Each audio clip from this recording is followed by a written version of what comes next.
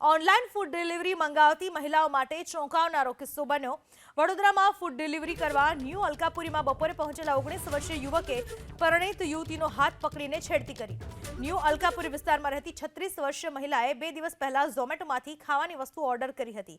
બપોરના સમયે food delivery આપવા માટે વાડીમાં રહેતો 19 વર્ષનો યુવક મહિલાના ઘરે પહોંચ્યો હતો।